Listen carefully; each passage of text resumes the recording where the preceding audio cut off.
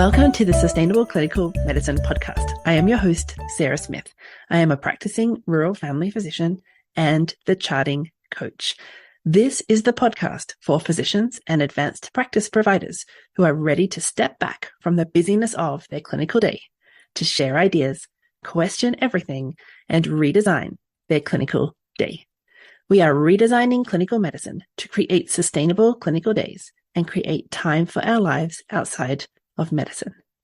Join us for discussions with world experts who are helping design sustainable models of clinical medicine and the physicians or clinicians who have discovered or designed sustainable models of clinical medicine for themselves. Hello, everybody, and welcome. We have Dr. Una with us today, and many of you will already know Dr. Una, which is lovely, and I'm excited to hear her story, her journey through medicine, and some of the things she's doing for physicians in this space. So welcome. Thank you so much for having me. And I was just telling you this before we started. Thank you so much for what you do, because you're changing the lives of so many physicians out there. Thank you. Yes, we've been on a podcast together before because you were talking about doctors changing their lives and changing medicine. So I'm excited to talk to you. Why don't you tell us about your journey through medicine and the things that you discovered and challenges along the way? Wow, this is gonna be quite the ride. I think we can start off, just for fun. When I was in medical school, people would ask me, "What do you want to be when you're done?" I'm like, "I don't know, but I know I don't want to be a pediatrician, right?" And so the joke is on me because I am, I am a pediatrician. But the group of people I had the most compassion for would be women, and so I was like, I'm going to be an OBGYN. But I trained in Nigeria as the European system, and you didn't have to do overnight deliveries for the rest of your life and stuff like that. So when I made the transition to come to the United States, I was like, yes, I'm gonna have 9 lives running at the same time. I can't possibly do that. And I'm like, where else can I find the mommies in pediatrics? So that's how I ended up in pediatrics. But Right. I did my training in Newark, Beth Israel in New Jersey and graduated in 2008. Exciting times. I remember my first attending job was in Georgia. I moved to Georgia, walked in, saw the patient, made my diagnosis, wrote the script as the big boss, the attending now. And I remember walking out of that room, after the parent had thanked me for taking great care of, her kid and feeling it was very anticlimactic, almost like I was disappointed. And I couldn't immediately put up my finger on what it was, but after I thought about it, I was like, hang on. So what I just did, I'm going to do that 25 times a day till I retire. And if you think about what we do as physicians, we go from high school to pre-med to med school to residency to like there's always something. So it felt like everything came to a screeching halt. And I was like, there's something wrong with this. Like this cannot be all there is. To Mm. put it in context, I didn't know coaching was a thing. I didn't know consulting was a thing. I didn't know of anything else that physicians did other than what I just did. And so it was a thought that I had, but I didn't do anything with it because I didn't know there was anything to do about it. And so after I'd worked in that job for about 9 months, my boss at the time gave me a contract. He said, I really like working with you. Here's your next contract. Because my initial contract was for a year. And it was a 5-year contract. Mm-hmm. And so at this stage of my life, I just got out of a 3-year residency. I'd been married for 3 years. So my idea of a very long time was 3 years. And so with this 5-year contract, I was like, golly. But I said, I'm going to need to move anyway. My husband and I were going to move to another part of town, and it was a 1 hour commute. I was not going to do Mm-hmm. that. Yeah. And so when he found I wasn't staying, he said, you should start your own practice. I'm like, nobody starts a private practice 12 months out of residency. This is Yeah. not the way this works. And he said, well, I mean, you're doing almost everything you need to do, in your private practice here. And if you have questions, I'll answer them, but start your practice. And I would like to say that ignorance truly is bliss. I didn't know any better. So I said, wow, I thought about it for a while. I didn't immediately say yes to it, but I thought about it for a while. Started looking at other people's practices, looking at their reviews, what people liked, what people didn't like, what kind of services they offered, all of those things. And every time I would look at that, I would get bit by the bug a little more. And so eventually I was like, okay, I mean, like, let's start a practice. Only for me to find a building, sign the lease, get all these contracts, like hang the shingle, and the people didn't come. Because my philosophy was I would hang the shingle and the people would come. They didn't come. It dawned on me that I was going to have to market, I was going to have to sell, I was going to have to tell people to refer patients to me, like business things. And I was like a deer caught in headlights. I was like, oh my goodness. To be honest with you, if I could have figured out how to get out of it, I would have gotten out of it. But there wasn't a way. I had all these contracts, I've committed to all these things. So I just assumed everybody who had a practice that was doing well, they were just good at it. And I sucked at it at the end. And so, my husband would say, well, to have all the patients you want, you're gonna have to go get all the patients you want. That's your job. But he's an extrovert. At the time, I was a socially awkward, super shy, introverted introvert. So I was not going to do that. Right. And so I would stay in my office waiting for people to come because I'm a great clinician. Like, what is wrong with you guys? And I say this, I think it's really important because a lot of times we start practices, but we really created our jobs. We had not yet embraced this whole concept of entrepreneurship. So at the time I hadn't, right? So I remember reading a book by Brian Tracy called Eat That Frog. Sometimes when I see it on Amazon and see that it's a bestseller, I'm like, I'm probably the person behind this because I recommend it to everybody, right? And in the book, he made a statement. He said, all business skills are learnable. This was a turning point for me. All business skills are learnable. I remember looking at it, and for the first time, I felt hope, freedom, possibilities, because I was like, hang on. I may not know how to market. I may not know how to sell. I may not know how to hire. I may not know how to fire. I may not know how to build company culture, but I'm a whole physician. If there's anything I know how to do, I know how to learn. So you're telling me the people who are thriving in private practice, the only difference between me and them is they've learned something I haven't learned? Game on, right? And I mean, at this time, you'll be so amused by this. I answered my own phones because I didn't hire a front desk person. I answered my own phones. When the patients would come in, I would greet the patient. I would do their vitals. I will do the medical part. After it's done, I will give the vaccines. When they leave, when they're on their way out, I will schedule their next appointment and I would send their claims to the insurance company because I could not even bring myself to hire anybody. So when people tell me, oh, I'm not entrepreneurship material, I'm like, you have no idea. You have 2 team members. You're far ahead of you're farther along than I was. So anyway, when I read that, it occurred to me that everything I needed to make a business survive, to make a business thrive, to win at business was just a learnable skill, a learnable skill away. So I started learning how to market, right? Because I always treated being an introvert as a handicap. So because I'm an introvert, I can't market, I can't speak, I can't network, I can't do any of those things. But what I realized is those are all skills. It's not a personality type. Like networking is a skill. Speaking there's the skill of speaking. So I can learn those skills. But as an introvert, when I'm done interacting with so many people, I just need to go be by myself. Okay. I need to go take a long walk by myself or a long shower by myself. I just recognize that's how I recharge.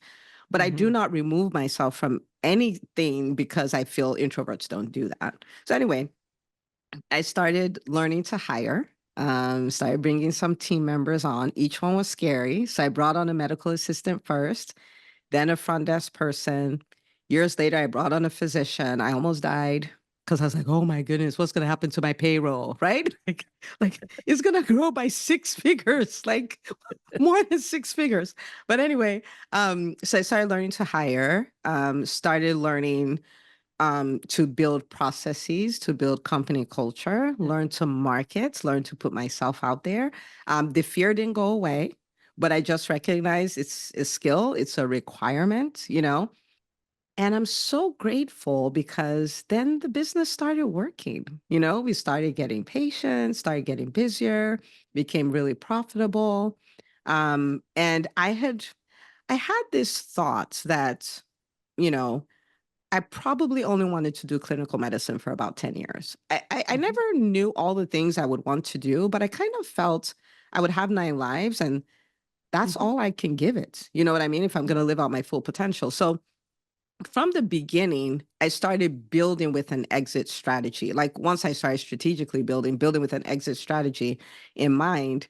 And so I had a doctor very early, I think my first year, I had a doctor who only wanted to work 1 day a week. I'm like, you're my kind of person. So she worked every Friday. And so I had a long weekend every week. And so Wow. everything was good. Everything was good. And I can stop here if you wanted to, if you figure there's some questions your audience would want the answers to, and then we can go into almost like the second act, if you will. Perfect. Okay, Act One, people. Let's get some questions answered about Act One. I love this. I love how you've like. My first question is, I am so fascinated, and I think I understand and recognize that Dr. Una, first patient as an attending, walk in, diagnose, script given, patient leaves, and you're like, this is my life. What have I done? And then, so tell me more about that moment, because that's like the, eventually I'll get to, that people are kind of hang their residency trauma on is one day I'll be an attending, it'll all be better. And then you have this experience on day one. Tell me more about that moment. I would like to say that I was very smart and articulate about what should happen after that. But I think Mm-hmm. the biggest thing was it dawned on me and it may not be for everybody, but for me, I was like, there is something wrong with this. There is Mm. something wrong with me getting to a stage in my life. And it's like you do this now for the next few decades. No, like because if you think about it, Dr. Smith, if you think about almost every other profession, think about the person who works in a grocery store that's a big chain, right? Mm. They may start by stocking the shelves, but they get to stock better things. Then they may get to manage people. Then they may get to manage managers. Like there's a career progression. Yeah. But from my vantage point, it's like, no, you stock the shelves now, and you're paid really well to stock the shelves, and you will only stock the shelves till you die. And I was like, no, something is wrong with this. And so that was Okay. the feeling I had. Like So it's like it, it trapped. You felt trapped or yes, stuck, but on day one. on day one, I was I was no, and to be honest with you, it's hard to explain how ignorant I was of the options that existed because remember, this is 2008. Mm. So this is many years ago. And Mm. at this time, there were no Facebook groups, there were no Facebook communities for physicians. At this point, Facebook didn't even have the little red thing to show Yeah. you that you have messages that are on red, right? It was it was very Yeah. rudimentary then. And I had moved from Georgia. I'd moved from New Jersey to Georgia. So I wasn't amongst my peers that I could say, okay, what are they doing? Or what are the people ahead of me doing? And the transition we've experienced in medicine didn't really exist. Like there was Mm. no minute clinic. Walgreens didn't have, clinics where they would take care of patients. After hours Mhm. clinics were not a thing. Urgent cares were almost not a thing. So this was Yeah. so early on where there was not really anybody you could have that conversation with. Yeah. But I was like, there's something off Interesting. about this. Did you talk about this with your colleagues, with your mentors, with your peers, like husband? Like, what did you say? What was the conversation like? Yeah, I talked to my husband about it. I don't think I talked to anybody else. I talked to Yeah. him. I was like, this is very strange. But the thing about him is that he's a visionary. So things like that would make him excited rather than Yeah. what's wrong with you? Like this Yeah. is what Yeah. people would die to have. Yeah. What's your problem? You know? So it was and I also learned that I learned not to talk about dreams with people Yeah. who are not didn't have a growth mindset because Right. they're Yeah. like fire extinguishers, right? They'll just bring it out like Yeah. shh, and shut it down. So I'd rather not talk to them at all. I would usually talk to people who could accommodate that kind of conversation. Mm. So it's quite interesting that many physicians I talk to and clinicians love certainty, and the fact that they could turn up and do this day after day after day after day gave them peace and certainty compared to residency. May have been like this arrival joy, whereas you're like, I don't like, same, thank you. I want, there's got to be a little bit of mischief going on. We have to have possibilities of a different future, preferred future. And I think progress might be my love language. Like, I'm Yeah. cool as long as we're moving forward. Like, As I long as we're can doing deal something with different. whatever, A little bit of variety. Yeah. And I think also, I think this is a fair statement to make, that people are fundamentally different. Mm, I'll give you an example with my home, because there are three physicians. And so there's my dad. Now, my dad passed away a few years ago, but he was a surgeon, and he was about the first cohort of people who trained in emergency medicine. So they were grandfathered in, didn't have to do any yeah. boards, type of stuff. He loved medicine. He was born for medicine. It was his Mhm. calling. We used to Yeah. joke around that if he passed out and you say, "Daddy, there's this patient," he'd wake up. He loved medicine. Yeah. And so that kind of person, their perception will probably be different from mine. They probably will not have had the same kind of reaction I had, because Yeah. it's a calling. Then there's my sister. She's a year younger than me. And she works in the pediatric, she's a pediatrician as well, works in pediatric urgent care. And she doesn't want any continuity of care. She just wants Yeah. to do her shift. She wants to work Yeah. part-time. She's Yeah. like, once her husband gets it together, she'll retire. Like, Yeah. she gardens. She has a YouTube channel on gardening. She makes her Yeah. kids clothes. They're all matching. She homeschools her kids. Now, I homeschool my kids, but the truth is my kids are schooled at home. She Yeah. homeschools her kids. Like, Right. she teaches them. She makes sure they have correct handwriting, all of that stuff. Um, and so that's a different, and she wants nothing to do with business. So if you ever saw her at one of my events, she's there to support me. That is the only reason she's there. She doesn't want anything to do with any of that stuff. And then there's me. And, like, I love medicine. I'm really good at it and all of that. But at Mhm. the same time, I'm probably a visionary of sorts. I'm willing to dare to do things out the box, and I'll be uncomfortable and scared Yeah. spitless, but I'll Yeah. still do it. Yeah. And of course, now I'm a lot more developed. It was very scary, but I was Yeah. willing to take the risk, Yeah. Yeah. because I think a lot. I think a lot about my 90th birthday party. You know how they tell you, write your eulogy. And I'm like, Yeah. I'm a very visual person. If I do that five Yeah. times, I'll probably die. So I'm not gonna write that. And I switched to it my 90th birthday party. But the one thing I don't want to do at 90 is have regrets. What if? Mm. What if I tried that? What if I did that? Mhm. Because the things we're scared about now, we're not going to be scared of them at 90.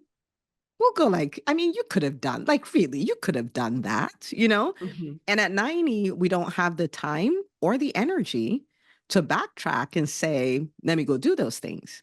Mhm. And when I show up at 90, I want to go like I did it all and I'm good. Whenever it's time to sleep and go, I'll sleep and go. You know? Yeah, yeah, Yeah. yeah, yeah. So good, so good. All right. And then what I found fascinating was your boss handed you a 5-year contract and you're like, hell to the no, that's a very long time. I've been married 3 years, residency was 3 years. I can't look further than 3 years in the future, but I'll go start a business, which is not a 1-minute job. It's like a permanency of sorts. This is fascinating. So, how did your brain decide 5 years within an employed position? It's a no. Let's go for the indefinite Which infinite is still option which instead. is still ongoing. So it's a 14-year contract and counting that I signed, right? When you put it that way. Yeah, and then you were Um, like, and now I'm stuck. I've got no way out of these contracts that I just signed, and so I've got to figure it out. I'm like, this is hilarious. So walk us through why was this option significantly easier than a 5-year contract? I mean, you could have had a 5-year contract nearer to home, like obviously the 1 hour away, but anyway, I'll let you talk. when I think about it, I think I wanted to be in a position where I could create the future I wanted. Hmm. And to be honest, there was nothing wrong with my job. It was, at the time, it was 10 minutes from my house. I always went Mhm. home for lunch. And, like, it was, even though I was employed, I was the only pediatrician there. The pediatrician who owned the practice worked in the ICU. And so there was all Mhm. this conflict of interest. So he never worked in the practice. So I was a Mhm. solo doc, had two team members who worked with me, and a biller. Our billing was outsourced and all that. It was a really great work environment. He was a really great Mm. boss. But I wanted the freedom to chart my own path. Mm-hmm. I didn't, because if I worked with him for 5 years, I would have done the same exact thing for 5 years. I wouldn't have not had the freedom to innovate. I would not have, there are so many things I wouldn't have had the freedom to do. And I was like, Mm-hmm. and again, there's the unknown, right? 5 years is a long time. Like, I want to be in control of that. I don't want to give it to someone else. Now, if he had told me a year or 2 years, I probably would have said yes.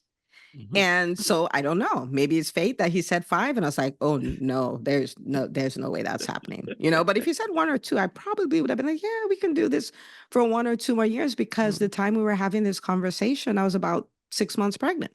Mm-hmm. So I would have Wait, said wait, wait. yes. You're pregnant and you're like saying no to a 5-year contract, but yes to starting your own business at 6 months pregnant. Oh my gosh. I tell people I'm a little crazy. I think that's a unique feature of all entrepreneurs. Okay, this is quite good. So you've got this whole huge learning curve. And what you said about we come out of medicine without the business skills. And so I'm in family medicine, but within those self-owned businesses that we typically see in Australia and Canada, and sometimes that like you were creating this physician-owned practice that you were owning. Where did we learn those business skills? From others? Who taught the first person? We kind of made it up as we went along. Like it's yes, of course, there's rules to follow when you have a business, but you're right. This is massive learning curve. It's not part of medicine.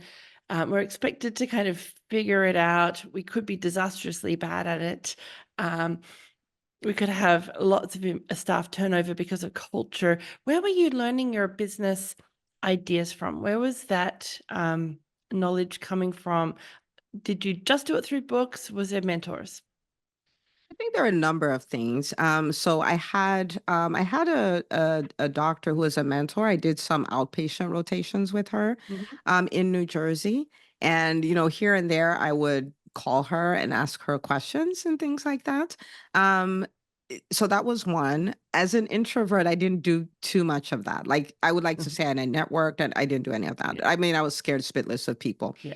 Dr. Smith, I would not be doing a podcast, even though it was two of us in a room, that not even in a room, in a virtual room. I was that introverted. I would not be doing this with you. That the Mm. possibility of it was zero. That's how introverted I Yeah. was.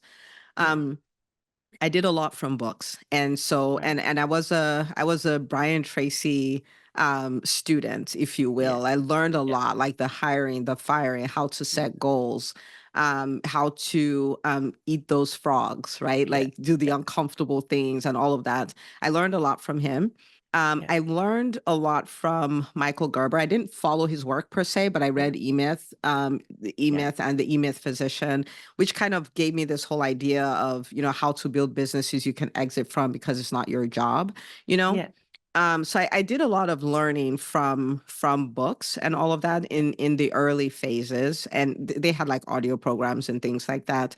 When I would take walks, and I take walks for my mental health, Yeah. it's just a very relaxing thing for me. And Yeah. so you can be rest assured that I had Brian Tracy or somebody in my ears.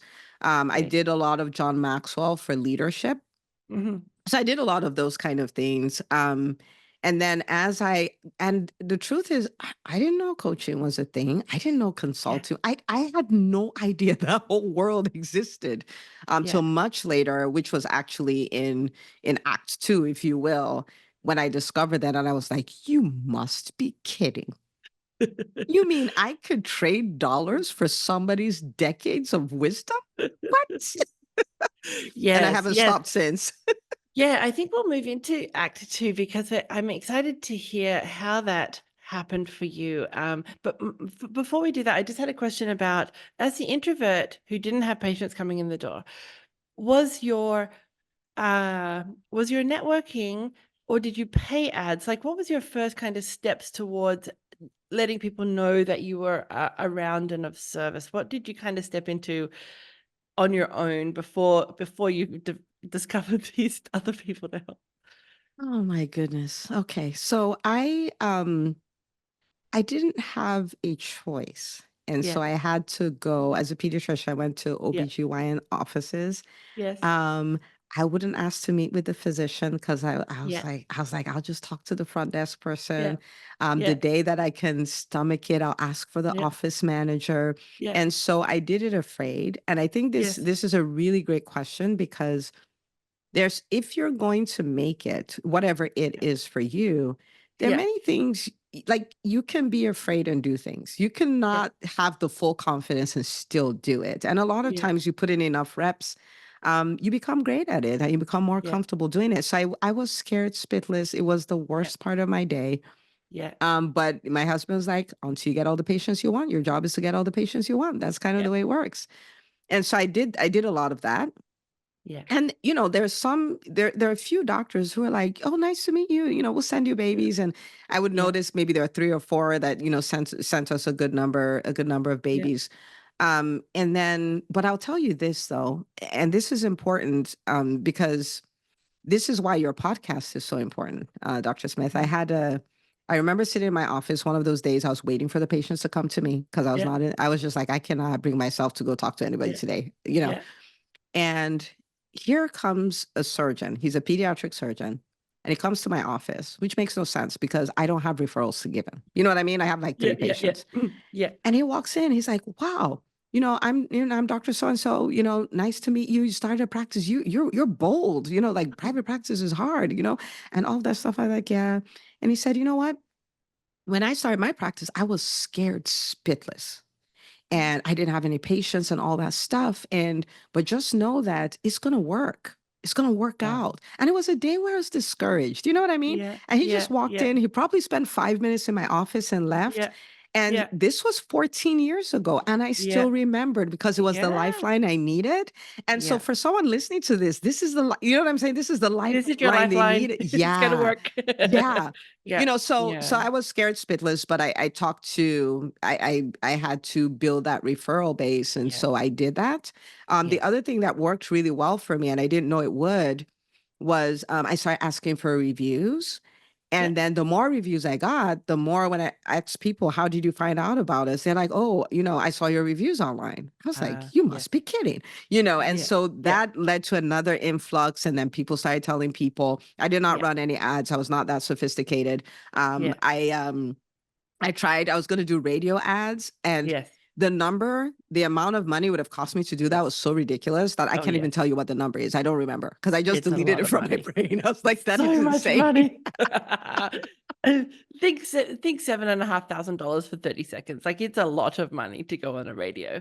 I love that reviews thing. As a brand new doctor because I've just moved location, as a brand new doctor to a new location, how do you know who does what? And I have to either ask a colleague or figure it out on Google. Well, what am I looking at? Reviews. Now, obviously, I can see through the garbage that's on the Yes. reviews and see it as garbage, but at least I know. Hilarious, isn't it? How do we advertise ourselves? Anyway, okay. Act 2. Act two. Okay. So the beginning of Act two was so fun because at this point, the practice was working, the practice was profitable. I had a great team. I was in my groove. I had a long weekend every weekend. We were good. There were no problems, none whatsoever. And so I'm in my home office. This is 2016, so 8 years ago at this time. I'm in my home office and, I think I was just done with my, morning routine. So prayer, meditation, all that kind of stuff. And I just had this knowing that medicine as we know it has shifted in a way that it's never going to return. Now, in Mhm. 2024, it makes sense. In Yeah. 2016, it's like, what are you talking about? Yeah. Like, it's such a fundamental shift. And if all you know how to do is touch patients and doctor them, you're going to be out of luck. Yeah. You have to retool yourself and put yourself in a position where if you could not lay your hands on patients, you could still have a significant impact in healthcare. Yeah. Your income, your revenue will not be affected at all. You have to retool and tool stack. You have to Yeah. stack new tools, new skills. This is how green I was. So I started thinking about it. I was like, okay, well, but what else could I do? Like, what else do Mhm. physicians do? I don't. So I start thinking because I don't know. I say, well, I'm running a successful practice. Maybe I could be a consultant, show people how to Mhm. start successful Mm. practices. So that was one. And I was like, well, people make money being speakers. Now, that if I was saying that, I was just being cute because I was an introvert. I was not saying that because I was going to be a speaker, right? So it's like, I mean, but people speak. So I was just writing the possibilities, right? So I was like, I could be a speaker. People write books. I could be an author. And then I said, I am the lead pediatrician at my practice. I could become the CEO of my practice. And as the CEO, have such a profound impact that I could earn the same whether I was the lead pediatrician or the CEO. So I wrote those things down and it's like, okay, I guess I have to retool myself. Where do I start? Because I don't know anything about any of these things. So I started off kind of looking like the business of my practice, like a CEO, just kind of playing around with that. And I got this, I saw this ad, if you will, for a speakers boot camp. And so there was resonance, right? Because I had just said I could be a speaker. It's like, I mean, it's a speakers boot camp. I'm in Atlanta. The event is in Atlanta. It's 2 days. I have nothing to lose. Let's go. Yeah. Yeah. So I go for said speakers boot camp and it's amazing. They're like, they break down the formula for speaking. They break down this, they're doing it was really amazing. It was amazing until they said, okay, good. So we're going to break you out into breakout groups and everybody is going to do a 3-minute talk. I was like, okay, you guys were cool before you did all this crazy Cool before you made me speak. I'm like, I'm not here for that. I'm here to attend the event. I'm not here for any of that. But you couldn't really escape it, right? Yeah. So fine. And so, I made up a talk based on the formula, all that stuff, and did a 3-minute presentation, and it was amazing. And so that was day one of the event, then second day, and then second day, they said, well, we have this program. I'm like, okay. And they started talking about it, tell all the details, all the things to do. I was like, this is amazing. Then they say the investment for the program is $43,000. Like, these guys have lost their ever loving mind. Like, did they lace this thing with gold? What is the problem? Like, what do you mean there's a 10-month program that's 43? Remember, I was not in this world at all. So in the coaching space, consulting, all that. So I didn't know. It's like the nerve of these guys. I got annoyed. Yeah. But the question then became, but when you walked in here, they have taught you the framework for a speech. You actually did a 3-minute talk that was really good. This is all within less than 2 days. If you did work with them for 10 months, what could happen? That's the question I couldn't get away from my mind. So I talked with my husband. I'm like, there's this crazy thing going on and all that stuff. And it's not like I had $43,000 sitting out somewhere, right? Like, and he's like, yeah, maybe you should do it. So I do it.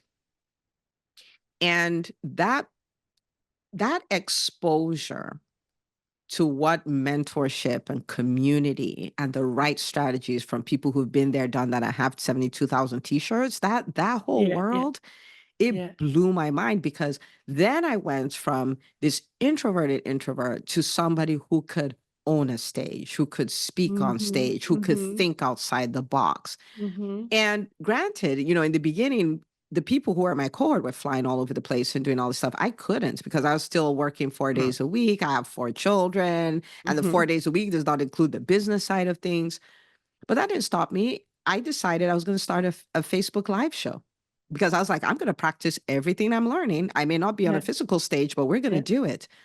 I had so many patients come from that Facebook Live. Like every Thursday, I would just get on and talk about parenting and being a confident parent and all that. I had so many patients come from that when I started slowing down, like dropping my clinical days, I had to stop the show. It was that many people who started coming. So it created this whole paradigm. I was like, hang on. Now, at this point, I had the understanding that I had to retool myself. But then I was like, there are a million physicians though. Right. Like, so because the impression I got is it's going to be so bad. The word I used to describe it in my journal is like, it's going to be a bloodbath. It's going to be so bad. It makes sense now. It didn't make sense then. Right. And so once I started doing this, I turned around. I said, okay, there's not going to be enough time for me to completely retool myself and come back and help physicians. We need to do this now. At least I've learned some stuff. They can learn that, and we'll keep rising as we go. And that's literally how the whole concept of EntreMD started. It was Mm-hmm. like we all need to retool ourselves. We all need to become business people. Even if you work a job, you can be an entrepreneur. But the idea of leaving your career, your future, your earning capacity, and all of that in the hands of another person, like Mm-hmm. figure me out. And when you're done, give me a pension. This is not going to work. Mm-hmm. And so EntreMD was born. And I started thinking about it. I said, okay, what do you really need to do to shift a community? What do you need to do so the dominant thinking of a whole community can shift, the culture can shift? Yeah. And so when I was studying that, I saw an article that said if you can help 10% of the people Yeah. shift, the whole community will shift. I said, Yeah. oh, I said, okay. Now, at the time when I did this, it was 800,000 physicians in the US.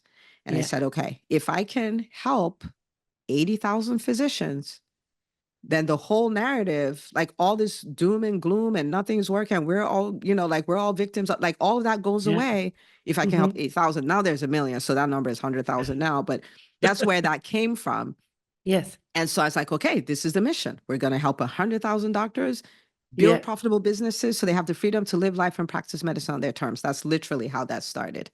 Um, and if anybody's listening and you felt like, I'm not sure of what I'm doing, I promise you, most of the people doing great things are not sure of what they're doing. Okay. So I started initially, I- you know, I, I, I decided to do a 1 day event. I was like, I'll do a 1 day event.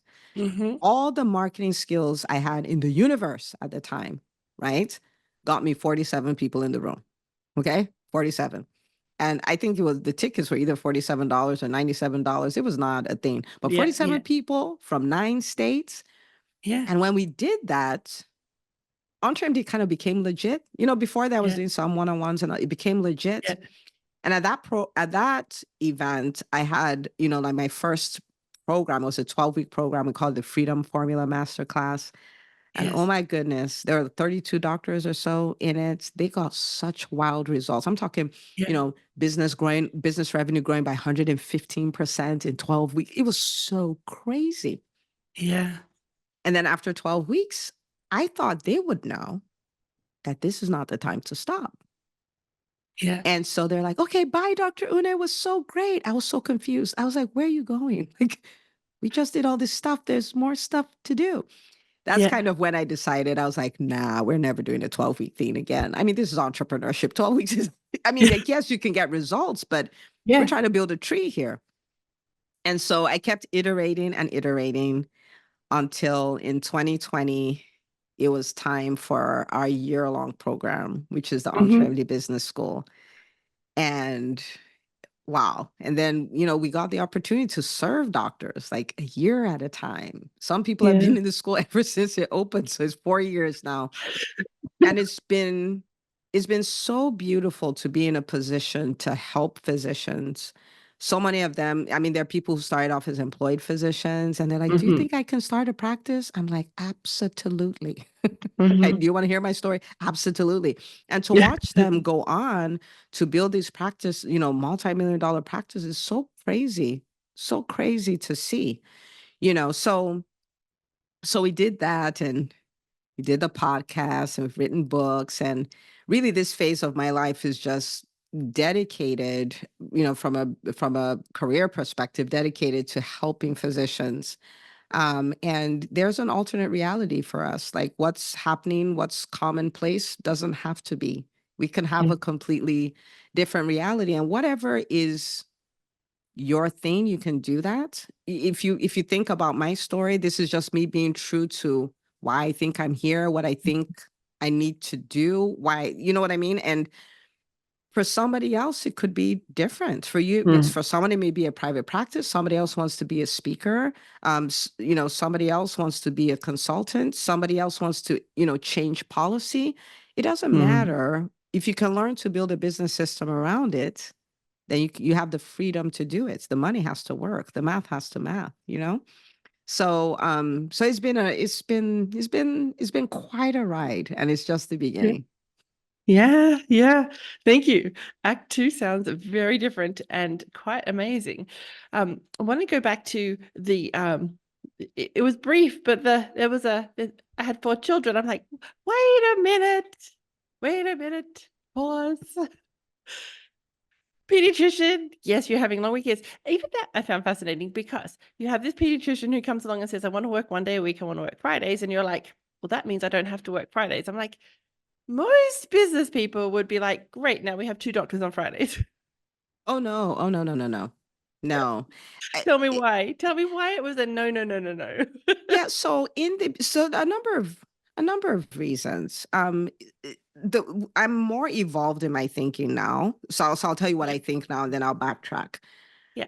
In our medical training, it was sacrifice after sacrifice after Yeah. sacrifice, right? You sacrifice in high school so you get in the right pre-med. You sacrifice throughout pre-med so you can get in the right med school. You sacrifice, like, it's a whole thing. We put Yeah. our lives on pause. And many times Yeah. when we get to where we think we would say it was all worth it, Yes. we're like, I don't know.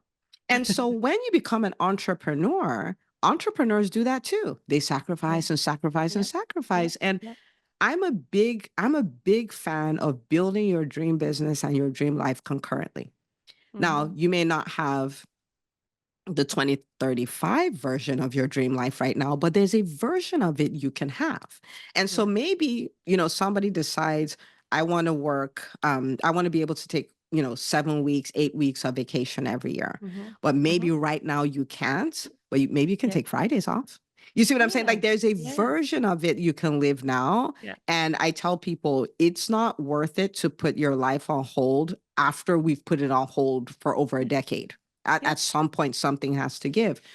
So this is the way I think about it now. And so, for instance, when I work with my people in the EntreMD Business School, I give them the gift of accountability of not letting them sacrifice Mm-hmm. their entire life to build a business. Mm-hmm. Like, it's not worth it. So, Okay.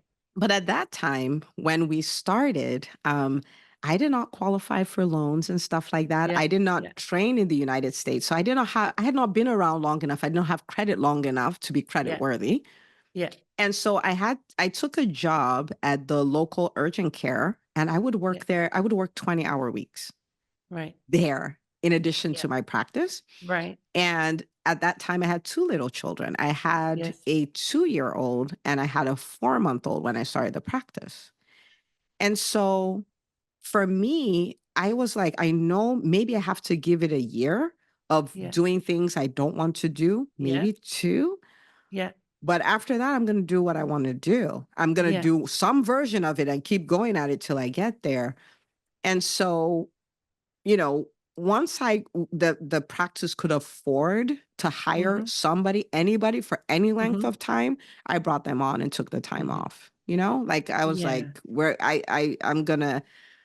I'm not gonna sacrifice the investment I could make in my kids because I'm very clear Yeah. when I think about priorities, like my Yeah. number one priority is God and my relationship with Him. My Uh-huh. second is my family. Uh-huh. The third is actually even my legacy, like what I want to Yeah. be remembered Yeah. for, the mark I want to make in the world Yeah. before business. So Wow. I'm not going to sacrifice my family for my business. It's just not Yeah. going to happen. Now, the balance to it is yes, there's hard work required for business, but if you're conscious of, I could, I can build the dream business and the dream life, you'll make it work. So Mm-hmm. so that's kind of the thought process behind it. I want to challenge everyone. We've sacrificed enough. If Mm-hmm. we become better at using our time, putting the Mm-hmm. highest value task in it, leveraging the beautiful earning power we have to buy the time of others, then we can do that. It's just not worth the continued sacrifice. It isn't. Mm-hmm. Love that. So important to hear that. Um, though that sounds like there was a big commitment on your part to have this business. It's not yet profitable, so I'll go work urgent care, but I have a 2-year-old and a 4-month-old. What sort of outside of work was helping you be able to manage kids and business, and Yeah, that also all these extra hours that you're doing to kind of support this business in its baby stage? Yeah, that's a great question. So for the first 2 years, I did a lot of working. Like that Mm-hmm. it just was it was. But I will tell you what I have there's one big thing, and it's people. It's Yeah. people. So I learned this from my husband because, I'm African, I'm Nigerian. I spent at the time I had spent half of my life in Nigeria, half of my life in America. So it was, pretty nice mix there. And culturally, I mean, you cook, you clean, you do all of those kind of things. And I was trying to do all the things. And my husband's like, what are you doing? I'm like, I'm cooking. He's like, you got to choose. You either want this life you're trying to create and you want to run these businesses and you want to do all that, or you cook and clean. Like you can't have both. Like Wow. something has to give, you know? Yeah. And he kept like, just get someone to do, like, what are you, what are you doing? It took me a while. Yeah. But I always had a lot of people. So I had his support. I had some of my siblings around, so I had their Yep. support. Yep. We mentor a lot of people, so I had a lot of mentees that will help me. And the more I earned, the more team I brought on. So Okay. in my evolved thinking, like now, I am a CEO of a business. I'm the CEO of my home. Yeah. And so the Yeah. same way I would hire for my business, I Yeah. hire for my home. I Got it. don't try to do it by myself at all. Like the older I got, the better I got at it. In fact, with my like 4 children, so with my last daughter, I was up with that child for 9 nights. That's it. That's it. Because I had a Wow. whole bunch of mentees and stuff. I said, okay, let's make a roster here. Okay. So they had a roster. This person spent this night with a baby and that and that. And I'm like, if you need me, my phone is on. You can call me. And I went to bed. I was sleeping better than people that did not have a newborn. Okay. But this is my baby number 4. So at this point, I was like, Yeah. whatever. Because I was like, I can spend time with her during the day and all of that stuff. She and her aunties will love her on her at Yeah. night. We're good. Yeah. So I have a lot of help. And that Okay. was then. Now I have even more help. I don't, and again, if people love to do these things, they can. This is just me. I don't cook. I remember the last time I cooked. I don't clean. I don't grocery shop. I don't shop for clothes. If I have an event, my team, actually, I have an event next week. My team, they just brought the outfits I'll wear. I would say, thank you. That's the, that's Yeah. the way that works. I don't do that. There's so many things. Even when I say I homeschool my kids, Yeah. initially, I homeschooled the older 2, and they're Yeah. independent learners. They're teenagers, they're independent learners. But my 9-year-old and my 10-year-old, they'll need a little more. Mm-hmm. I hired an administrator for my homeschool Mm-hmm. because I'm Wow. not going to sit with them 24/7. Yeah, my sister does that. I can't do that, right? Yeah. And so I buy the time of a lot of people. And I take the time to invest in them and train them and all of that stuff. And we're all functioning with the same vision, but Yeah. I'm not trying to do it alone. And people may say, I can't afford that. But this is the point. Yeah. Money is currency. Yeah. Money is a gift used to exchange for what you want. And so I exchanged currency for the time of others. So it's not because I have all the money in the world, it's Yeah. because I want to exchange currency, money, for the time of others. So I have the freedom to do what only I can do. Yeah. And so, as physicians, some may say, oh, we're not well paid. But the point is, we're paid more than most. And so the deal is, what if your high earning power was a gift given to you? So you can use a portion of that to buy the time of others. So you're free to do what only you can do. So, yeah, Yeah. lots of people. And I think that ties into that sustainability of what you were doing. That it's important to be able to have the time you need to prioritize the things that are important to you so that you're able to keep that sustainability. Yeah. Yeah. Absolutely. Beautiful. Absolutely. How do And it's people, people, all people. yeah. How do people find you if they're interested in learning more about what you do and what you teach? Yeah. So the best place would be my website, entremd.com. So that's ENTREMD.com. And Dr. Smith, I tell people that, because we serve everybody. Some will be our clients, some won't. Okay. Yeah. So we have a podcast called the EntreMD podcast. We call that the free MBA for doctors. Okay. We talk Mhm. shop, we talk principles, mindset hacks, all of those things. Um, And then we have a number of books. We've written the Visibility Formula, the Profitable Private Practice, all of that. We call those the $15 MBA, right? And so for a simple book, there's no fluff. It's the same concepts I would teach within the business school and all of that. For $15, you can create some pretty significant changes in your business. Yeah. And then for doctors who are like, no, I just want to go all in. I want to be part of your community and all of that stuff. Then you can come check out the EntreMD Business School. Perfect. Thank you. Now, those are physicians that you were identifying back 8 years ago who were starting to have grumblings, or you could see this bloodbath that was coming. And I'm not sure that I understood exactly what was happening for physicians, what you were noticing about it. But if they're in that place that they're feeling trapped, or they're working for an employer, they're not having that life that they desire, where would they start? What would you say is like a beginning moment for them, or some pearls of wisdom? I think the first point would be a decision. It's a decision that I'm not going to be a victim. I'm going to evolve, because evolution is required. It's adapt or die. That's what that is.